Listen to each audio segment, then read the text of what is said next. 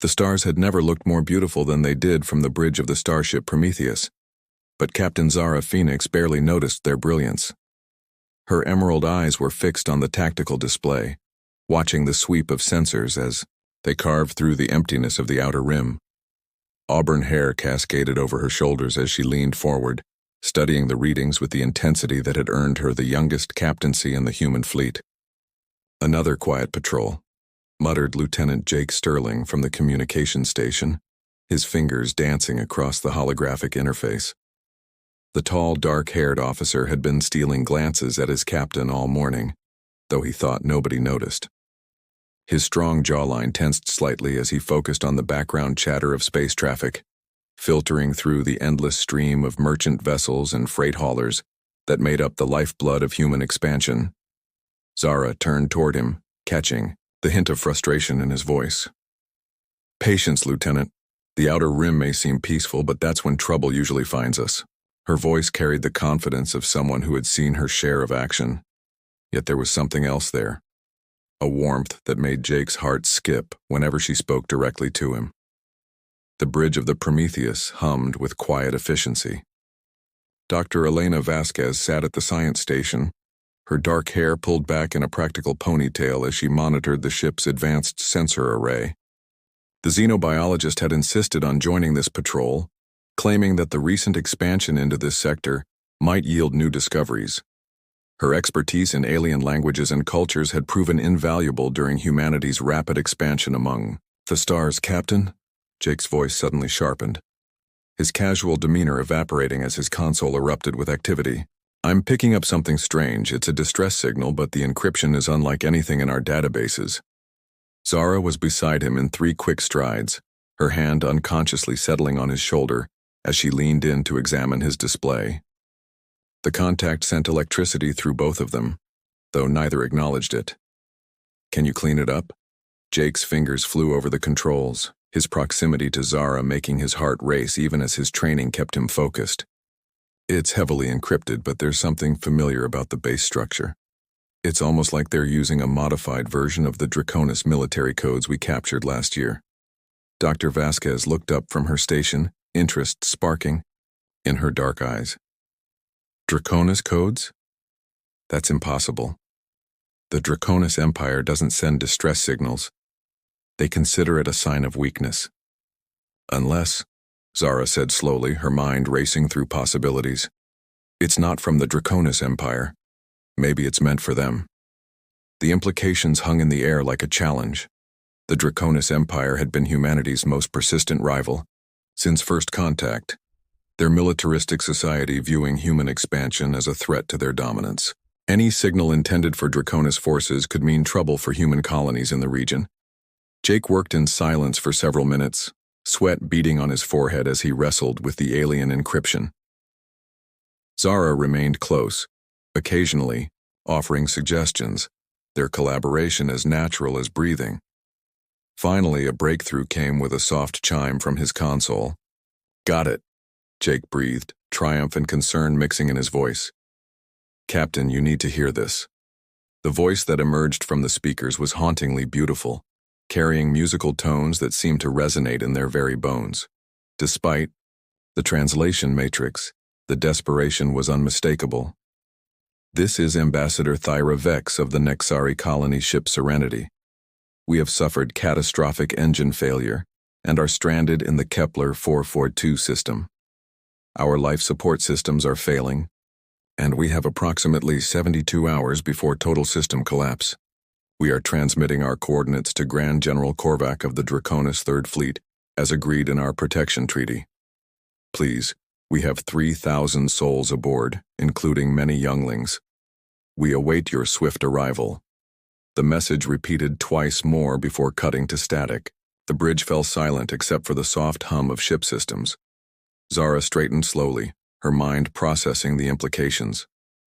"Dr. Vasquez," she said quietly, "what do you know about the Nexari?" Elena's face had gone pale. "They're refugees, Captain.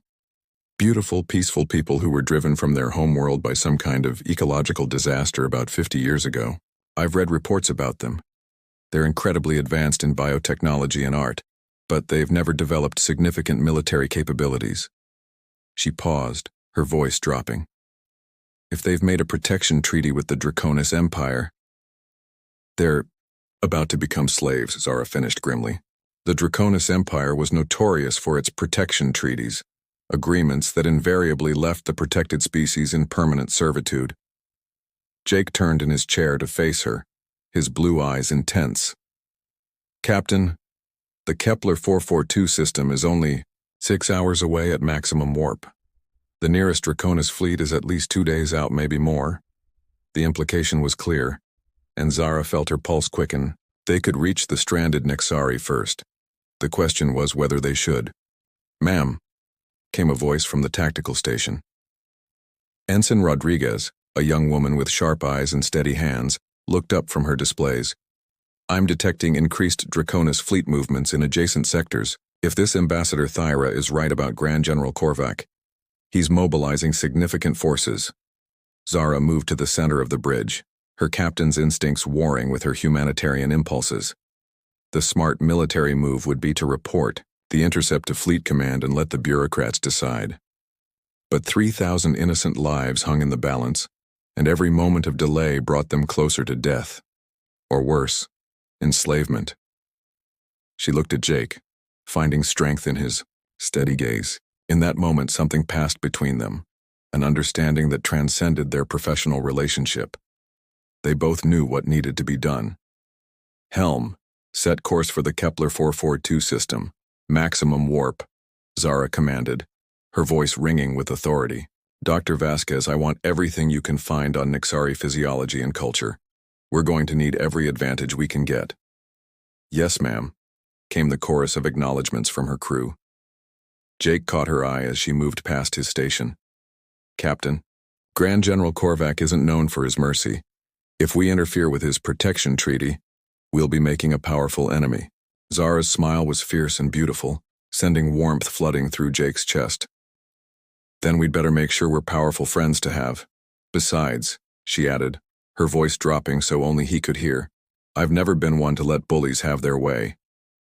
As the Prometheus leaped into warp, streaking toward an uncertain confrontation, Jake found himself admiring not just his captain's courage, but the fire in her eyes when she stood up for those who couldn't defend themselves. In that moment, his attraction to her deepened into something far more profound. The ship's computer chimed with an incoming priority transmission. On the main screen, Commander Orion Cross's weathered face appeared, his gray eyes sharp with concern. "Zara, I'm reading your course change. What's your situation?" "We intercepted a Draconis military communication, sir. There's a stranded civilian vessel with 3,000 souls aboard, and General Korvac is moving to protect them." Cross's expression darkened.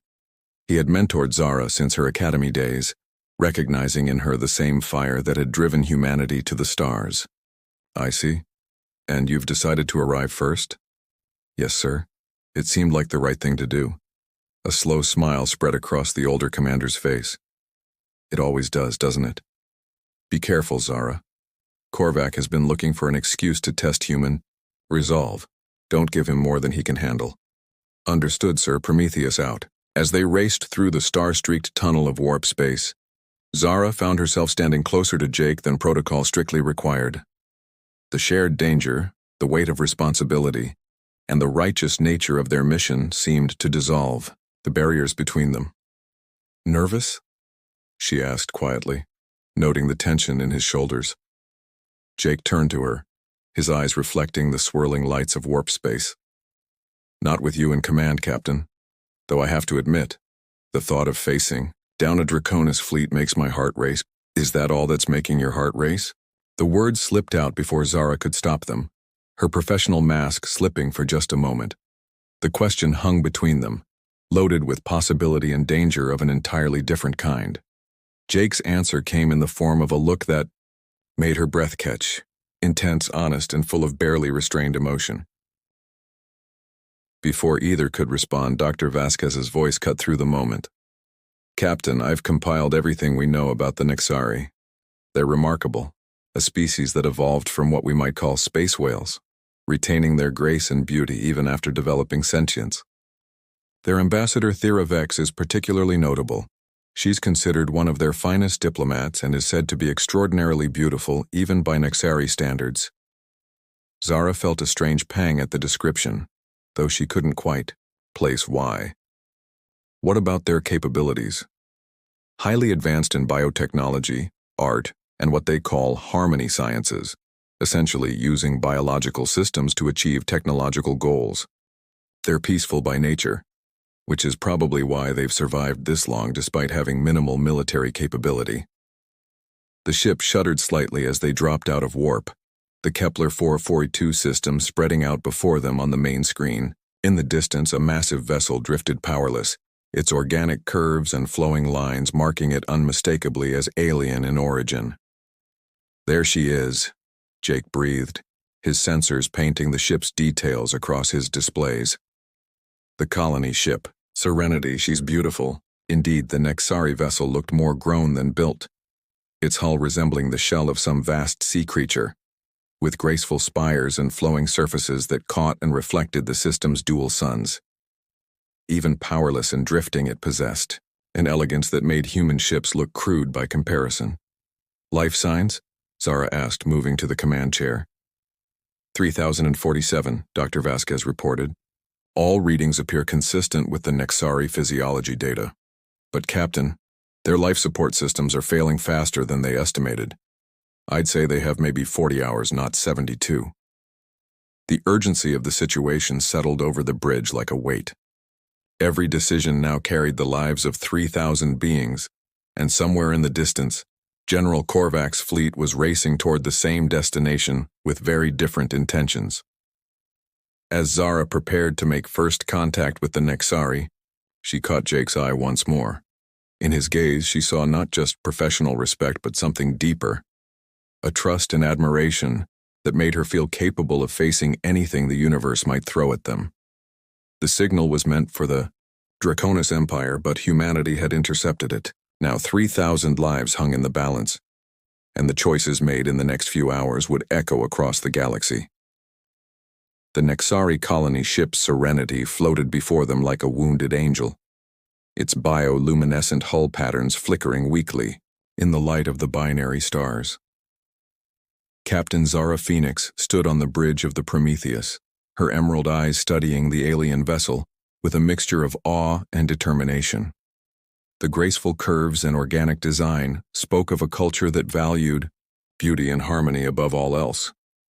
"Open a channel," Zara commanded, smoothing her uniform as she prepared for first contact. Jake Sterling's fingers moved across his console with practiced precision, though she noticed the slight tremor in his hands.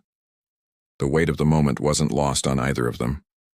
"Channel open, Captain," Jake reported, his voice steady despite his nerves. The way Zara carried herself in moments like this with such natural authority and grace made his chest tight with admiration and something deeper. The main screen shimmered, and suddenly they were looking into the most beautiful face any of them had ever seen. Ambassador Thera Vex possessed the ethereal beauty characteristic of her species. Silver blue skin that seemed to shimmer with its own inner light, large violet eyes that held depths of wisdom and current desperation, and features so perfectly proportioned they seemed carved by master artists. Her long platinum hair flowed like liquid starlight, and when she spoke, her voice carried the musical quality they had heard in the distress call. "Unknown vessel," Thyra began, her translation, Matrix rendering her words in accented but clear English. "I am Ambassador Thera Vex of the Nexari Serenity. Are you responding to our distress call? We were not expecting human ships in this sector." Zara stepped forward, feeling Jake's encouraging presence behind her. "Ambassador Vex, I am Captain Zara Phoenix of the human starship Prometheus.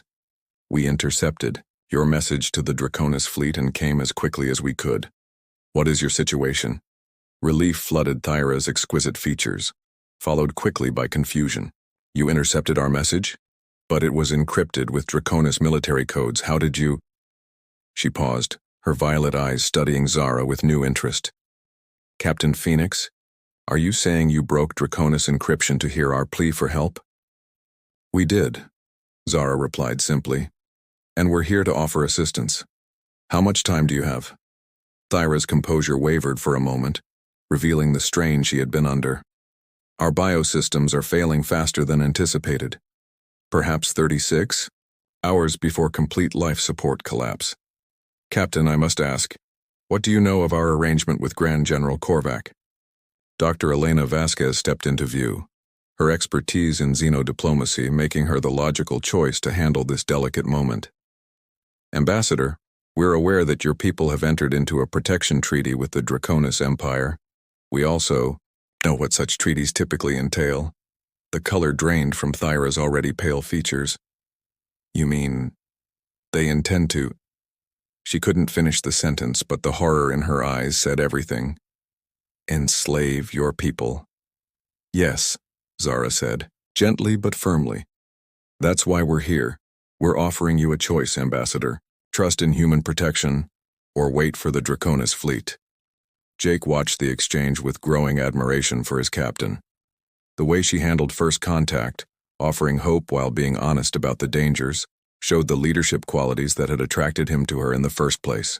But more than that, he could see the genuine compassion in her eyes as she looked at the desperate alien ambassador. Thyra was silent for long moments, her hands pressed together in what appeared to be a gesture of contemplation among her people. Captain Phoenix, I have heard of humans. Your species is young but fierce. You fought the Draconis to a standstill in the Vega system, did you not? We did, Zara confirmed. And we'd be willing to do so again to protect innocent lives. But why? Thyra asked, her voice filled with wonder. What do you gain from helping us? We have no military to offer you, no resources you need. Why risk war with the Draconis Empire for strangers? Jake found himself speaking before he realized it, his voice carrying the passion that drove humanity to the stars. Because it's the right thing to do, Ambassador. Because when someone is in trouble, you help them. That's what makes us human.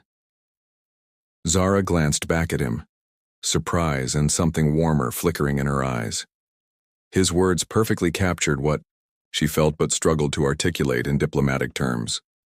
Thyra's expression softened as she studied Jake's earnest face on her screen. You speak with such conviction, Lieutenant. Sterling, ma'am. Jake Sterling. Lieutenant Sterling.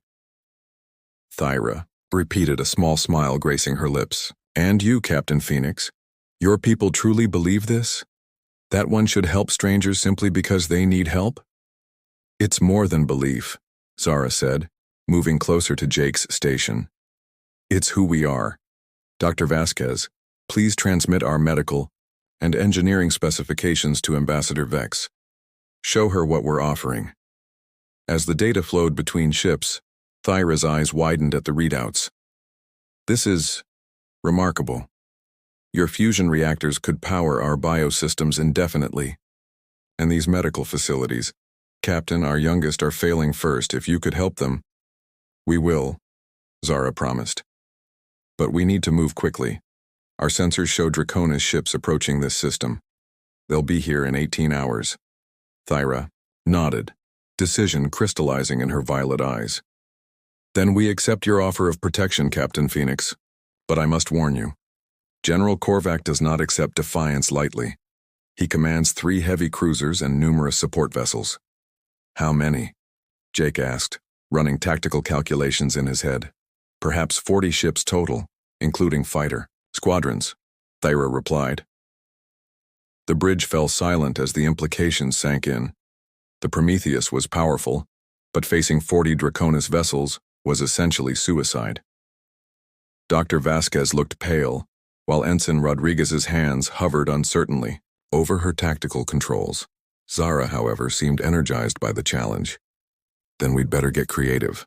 Jake, send a priority message to Commander Cross, full tactical situation and request for immediate reinforcement. Already on it, Captain, Jake replied, his admiration for her growing by the moment. Even facing impossible odds, she refused to back down. Dr. Vasquez, I want you to transfer to the Serenity immediately. Help them stabilize their systems and learn everything you can about their capabilities. If we're going to protect them, we need to know what they can do. Elena nodded, already moving toward the exit. I'll take a full medical team with me. Those children Thyra mentioned, If they're as beautiful as she is, they must be something special. As the doctor left, Zara turned back to Thyra. Ambassador, I'm sending over our best people to help stabilize your systems. In return, I need you to tell me everything about Draconis military tactics. If we're going to survive this, we need every advantage. The next few hours passed in a blur of activity. Dr. Vasquez and her team worked miracles aboard the Serenity, their human technology seamlessly integrating with Nexari biosystems. Meanwhile, Jake coordinated the massive data exchange between ships, learning about Draconis fleet formations and combat strategies. During a brief lull, Zara found herself standing beside Jake at his station, watching the tactical displays update. With new intelligence from the Nexari, their shoulders touched as they leaned over the console and neither moved away. 36 hours ago, we were on a routine patrol, Jake murmured, his voice low enough that only she could hear. Now we're about to face down a Draconis fleet to protect refugees we'd never heard of. Having second thoughts? Zara asked, though her tone suggested she already knew the answer. Jake turned to look at her, their faces suddenly very close. None at all. I've never been more proud to serve under your command, Zara. The use of her first name sent warmth flooding through her chest. Protocol demanded she correct him, but the sincerity in his blue eyes made her forget about regulations entirely. Jake, she began, but was interrupted by an urgent chime from his console. Captain, he said, his voice returning to professional tones even as his eyes remained warm. Commander Cross is responding. He's mobilizing everything he can, but the nearest ships are still 12 hours out. We'll be facing the Draconis alone for at least 6 hours. Before Zara could respond, Ambassador Thyra's voice filled the bridge through the open channel. Captain, Phoenix, Dr. Vasquez has shared your tactical situation with our council. We have a proposal. Thyra's image appeared on screen, but she was no longer alone. Behind her stood several other Nexari, their silver-blue forms radiating the same ethereal beauty as their ambassador. But what caught everyone's attention were the intricate biomechanical interfaces growing from their temples and hands. Our ships may not have weapons in the traditional sense, Thyra explained, but our harmony sciences allow us to interface directly with technology. If you'll permit it, we can enhance your ship systems beyond anything the Draconis expect. Jake's console erupted with incoming data as the Nexari began transmitting technical specifications. His eyes widened as he processed the information. Captain, he breathed, they're offering to link their bio-neural networks with our computer systems. According to this, it could increase our processing speed by a factor of 10, maybe more. What about risks? Zara asked, always thinking of her crew's safety first. Thyra's expression became serious. The connection is temporary and completely reversible, but Captain, you should know. The link goes both ways. Your Lieutenant Sterling, as your communications officer, would need to interface directly with one of our technicians. The mental connection is intimate. Zara felt a strange pang at the words, though she couldn't identify why. The thought of Jake linked mentally with one of the beautiful Nexari women stirred something uncomfortable in her chest.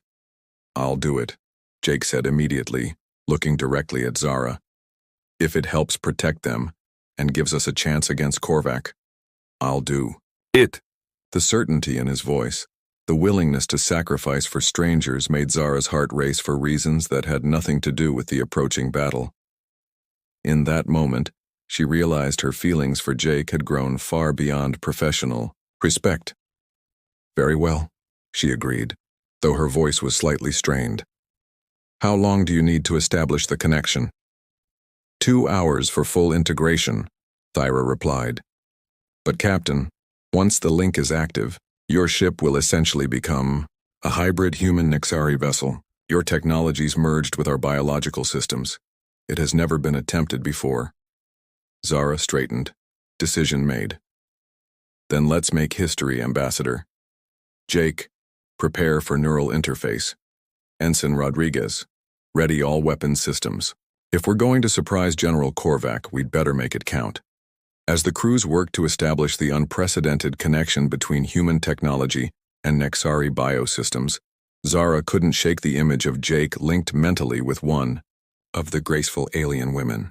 The approaching battle was dangerous enough, but the thought of losing him to something she didn't understand terrified her more than facing the entire Draconis fleet.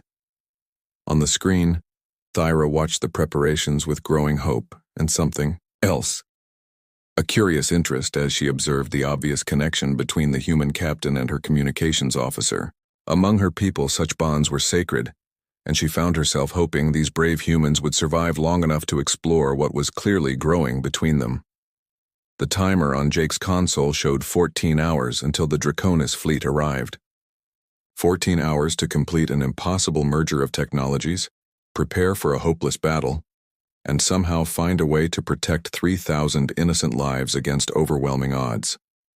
It was exactly the kind of challenge that brought out the best in humanity, and as Zara looked around her bridge at her determined crew, she felt a fierce pride in her species. They might be outnumbered and outgunned, but they had something the Draconis Empire didn't understand: the unbreakable human spirit that refused to abandon those in need. The real test was about to begin. The neural interface chamber aboard, the Serenity pulsed with bioluminescent patterns that seemed to respond to thought itself. Lieutenant Jake Sterling stood at the threshold, his heart pounding not from fear of the unknown technology, but from the memory of Captain Zara Phoenix's expression as he prepared to leave the Prometheus. Her emerald eyes had held something he'd never seen before, vulnerability mixed with what looked dangerously like jealousy. "Are you ready, Lieutenant Sterling?" The voice belonged to Nexari technician Lixa, whose silver-blue skin shimmered with embedded neural pathways that glowed softly in the chamber's ambient light. She was beautiful in the ethereal way of her people, but Jake found himself thinking only of Zara's auburn hair and fierce green eyes. "As ready as anyone can be for something that's never been tried before," Jake replied, managing a smile.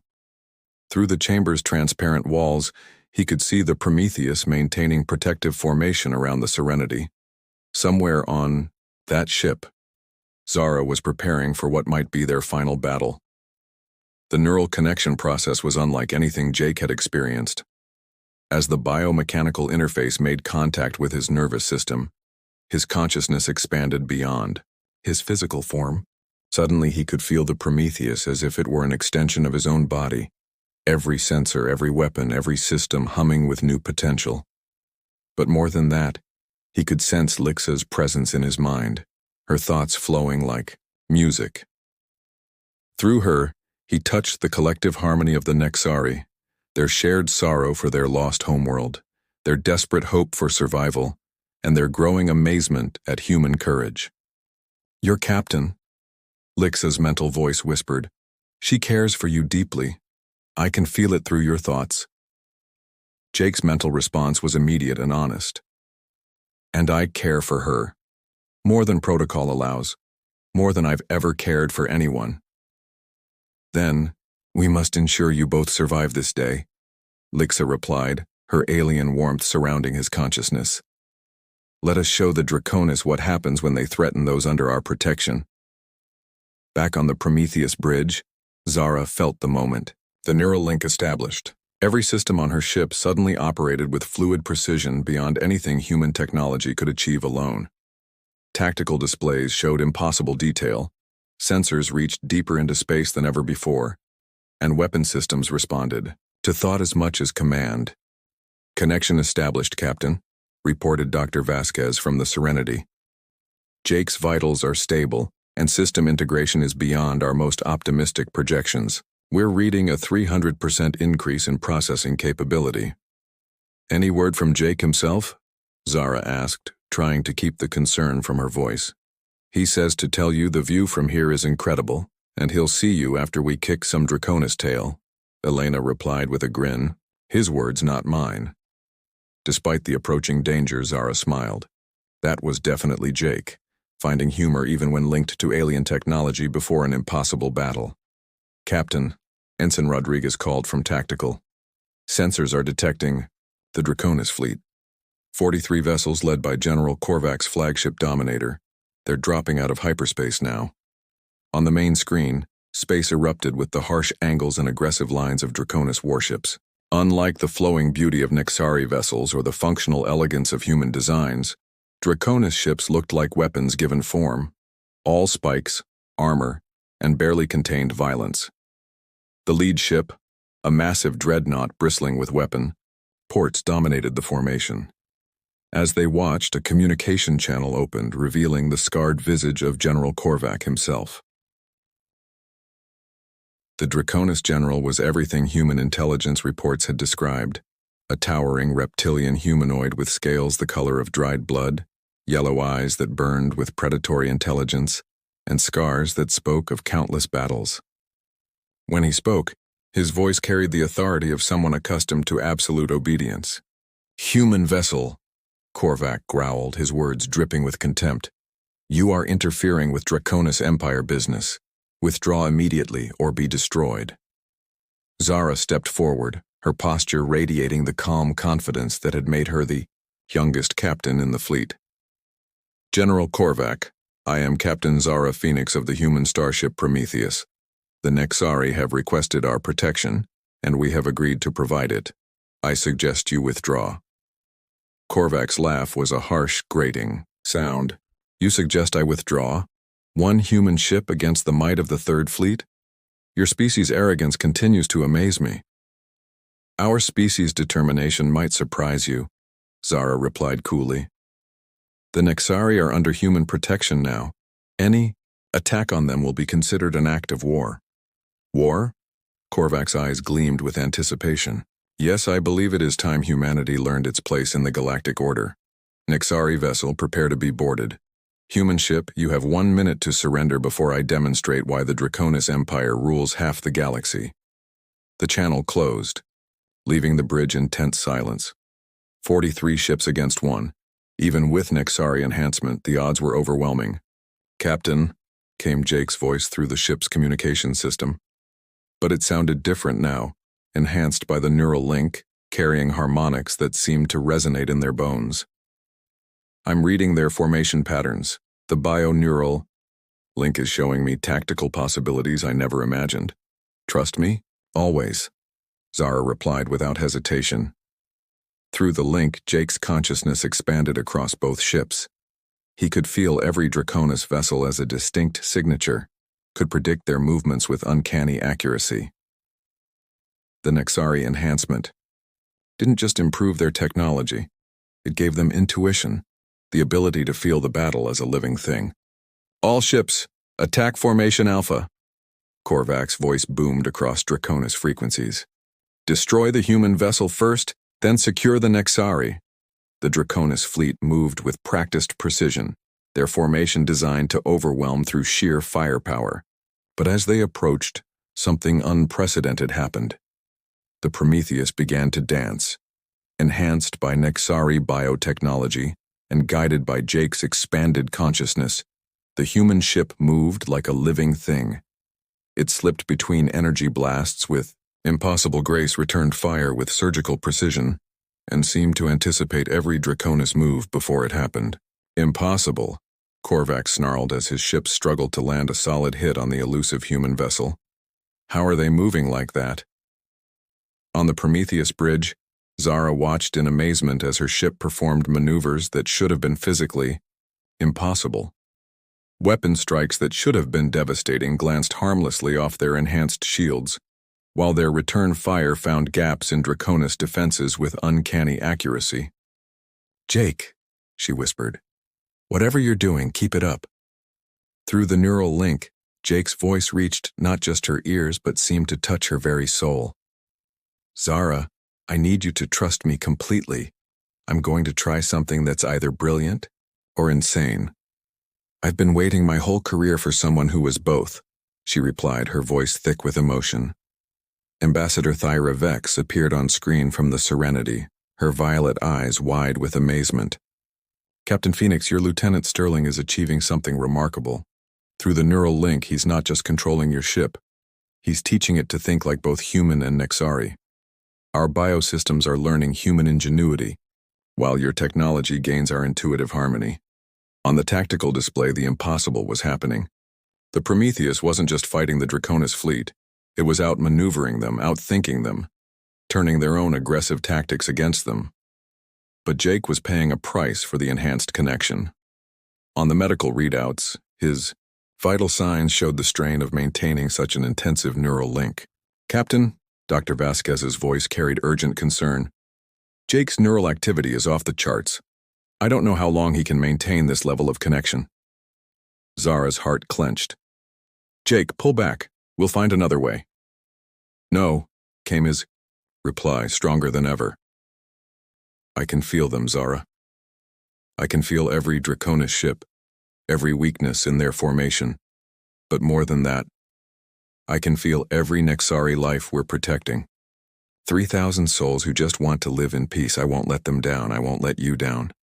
Tears she didn't know she was holding back began to flow down Zara's cheeks. "Jake, I love you, Zara." His voice whispered across the neural link, reaching not just her ears but her heart. "I've loved you since the day I was assigned to your ship. If we don't make it through this, I needed you to know." The words hit her like a physical blow, not because they were unexpected, but because they perfectly echoed her own feelings. "I love you too, you magnificent, stubborn fool.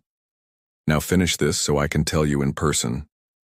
Inspired by their captain's emotional honesty, the bridge crew of the Prometheus fought with renewed determination. Ensign Rodriguez's tactical solutions became more creative. Helmsman Chen anticipated maneuvers with almost supernatural skill, and every officer pushed their systems beyond safe parameters. But it was the Nexari who provided the final piece of the puzzle. As Jake's enhanced consciousness touched theirs, they began to emerge from the serenity in their own small craft. Not fighters in any traditional sense, but vessels that pulsed with bioluminescent beauty and moved with organic grace. "What are they doing?"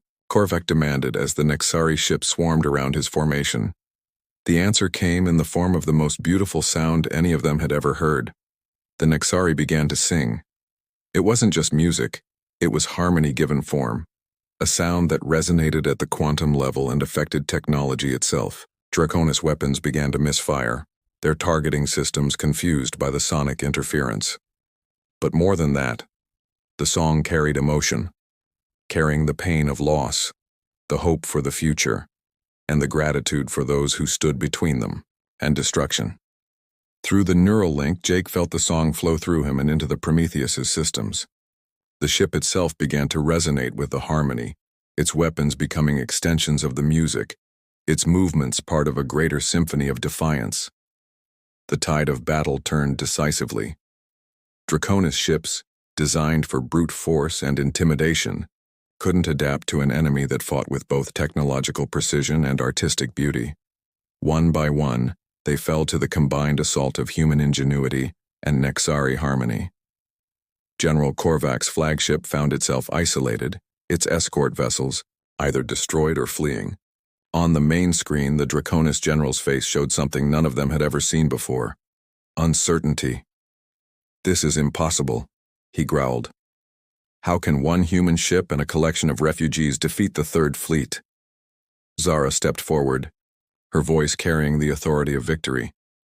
"Because, General, you never understood what you were really fighting. You saw one ship and some refugees.